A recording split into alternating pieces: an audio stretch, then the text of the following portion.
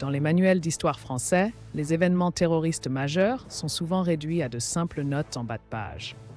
Par exemple, les attentats de Paris en 2015 ne couvrent parfois qu'un paragraphe, sans analyse des causes ou conséquences. Cette minimisation systématique pose une question cruciale. Que perdons-nous lorsque nous édulcorons l'histoire? Les récits des survivants et des premiers intervenants contrastent violemment avec les versions aseptisées des manuels. Un pompier présent lors des attentats du Bataclan décrit des heures d'horreur indescriptibles, là où les manuels parlent simplement d'un incident tragique. Ces témoignages bruts sont pourtant rarement inclus dans les ressources pédagogiques officielles. L'analyse linguistique révèle une stratégie troublante. Les manuels utilisent systématiquement des termes atténués comme événement ou crise plutôt que terrorisme. Cette dilution sémantique, documentée par des chercheurs comme le professeur Dubois, Sorbonne, 2022, participe à une banalisation inconsciente de la violence politique extrême. Une enquête récente du ministère de l'Éducation montre que 67% des enseignants évitent les sujets terroristes par manque de formation adéquate.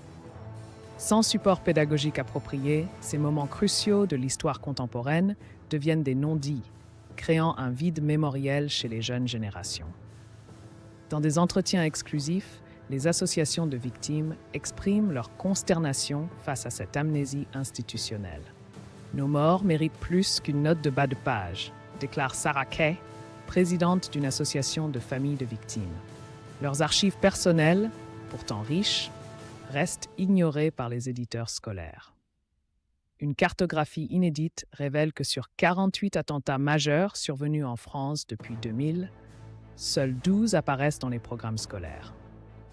Les attaques en province et celles liées à l'extrême droite sont particulièrement sous-représentées, créant une mémoire déséquilibrée et partiale. Comparaison frappante. En Allemagne, l'enseignement sur la terreur néo-nazie inclut systématiquement des témoignages et analyses contextuelles. Leur manuel, révisé chaque année avec des historiens et survivants, offre un modèle de transparence mémorielle que la France pourrait s'approprier.